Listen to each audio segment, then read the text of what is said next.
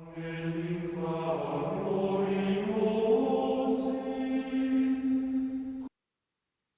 today's gospel reading, we have an account of the crowd coming to our Lord.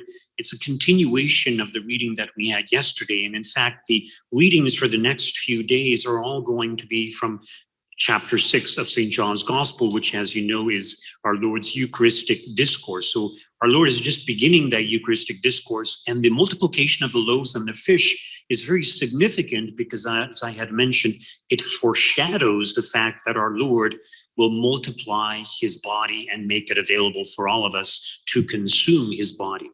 Now, notice the crowd, when they come to him, they say to him, "What sign are you going to give us then, so that we may see it and believe in you?"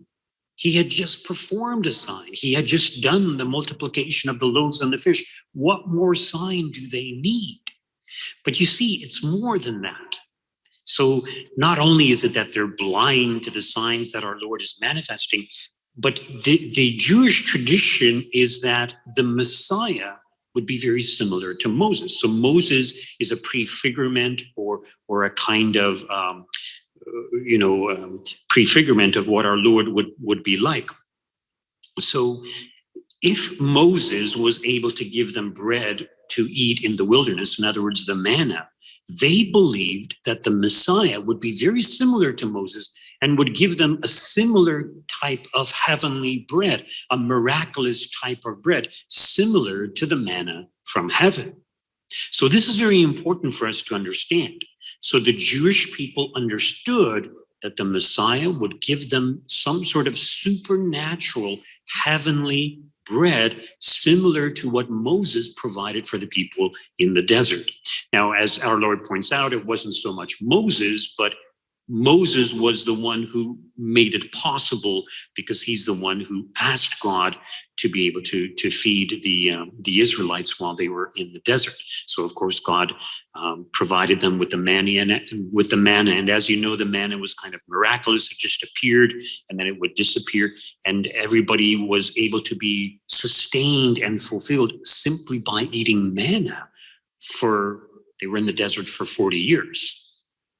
So it's quite miraculous. At one point, yes, they had the quail also, but for the most part, it was just the manna.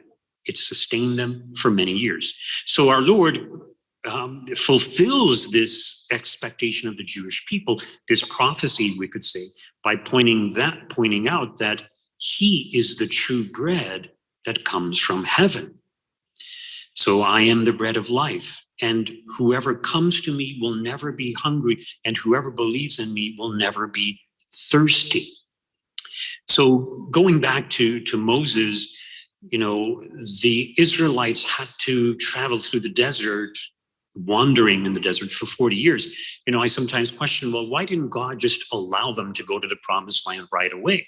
And part of it was that God was training them by means of their sufferings, and so that they would more fully appreciate the promised land once they do arrive at it.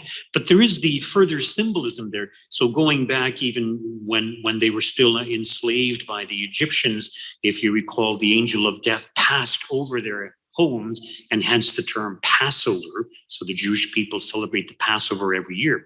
But they also pass over into the promised land. Granted, it's 40 years later, but they eventually get to the promised land. So this traveling to the promised land symbolizes our present journey to our promised land, which is heaven.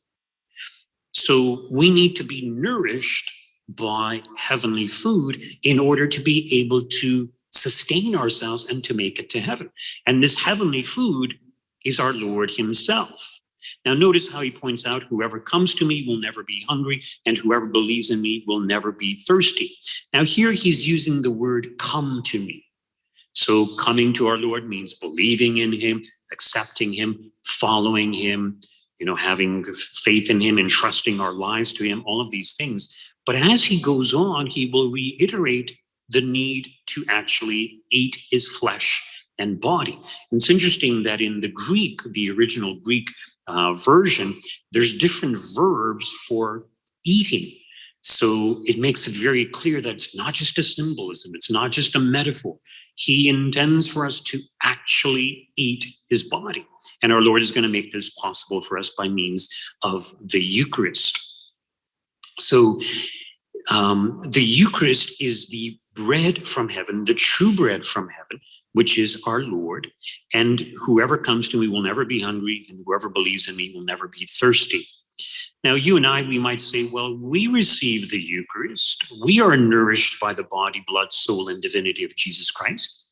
I still get hungry. I still need to eat other food. Well, that's very true. But what our Lord is trying to say is that he, God, is the fulfillment of all desires. So in other words, if we truly believe in God and submit our lives to God, we will not have desires for the things of this world because we will be totally and completely fulfilled. We will be happy.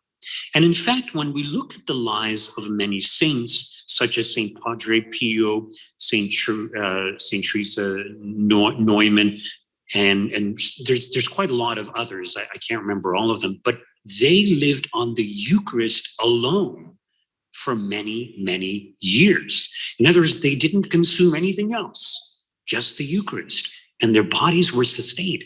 And that's impossible.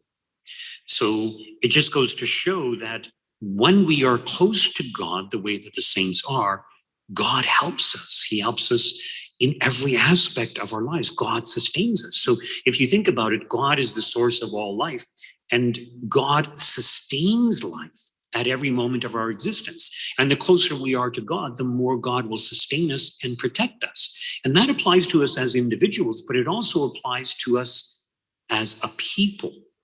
So when we see terrible things happening in society, part of the reason is because we have strayed from God. Some time ago, someone had sent me a video, and I believe it was Georgia, one of the countries in Europe. I think it was Georgia, but I might be wrong. But anyways, it's it's primarily Orthodox Christians there. And the leader there, the patriarch or whatever they call the Orthodox bishops, he encouraged people to continue to come to Mass, to receive communion, and of course they receive on the tongue. And he said, we need to pray. We need to go back to the ways of God. And in their country, the pandemic was hardly noticeable. In other words, they had very low case counts, and they're kind of doing extremely well.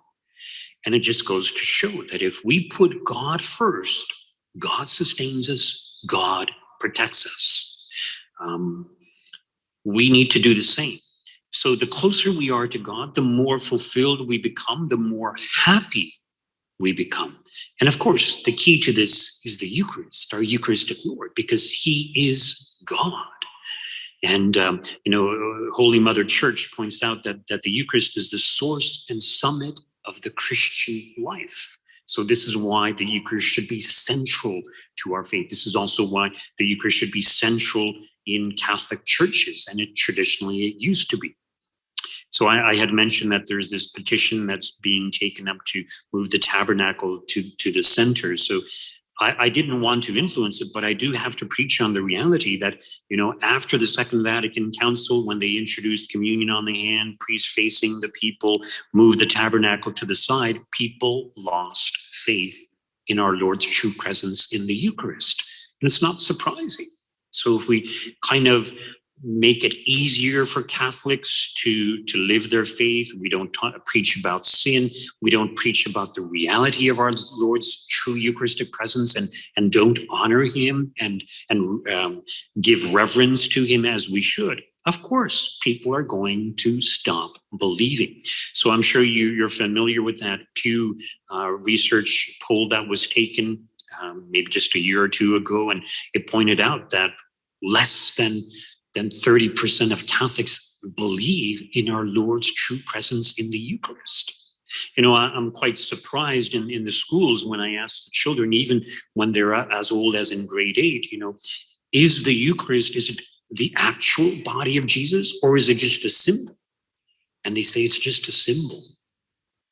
And of course, it's not just a symbol. It's the reality. It's our Lord's true body, blood, soul, and divinity. Those of you who have children, I encourage you to ask your children about the Eucharist. Ask them, what do you think? Do you think it's just a symbol? Or do you think that it is really the body and blood, soul, and divinity of Jesus Christ? Do you think it's his real body that we receive in Holy Communion? Ask them that, and you'll be surprised at what they say.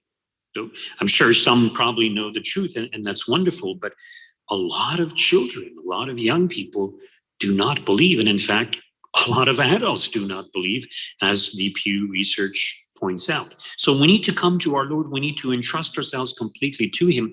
I had mentioned that Jesus is the fulfillment of all desires. And there's a book by that name that I referred to not that long ago, written by Ralph Martin. And it's really about the spiritual life, the life of prayer, growing in our relationship with God, growing in our union with God. And the title is very, very appropriate. The fulfillment of all desires. Jesus, God, is the fulfillment of all our desires. If we seek our fulfillment apart from him, we will never be fulfilled. If we seek our happiness, our fulfillment in him, we will be fulfilled, and we won't need so many other things of this world. We will be content. We will be happy.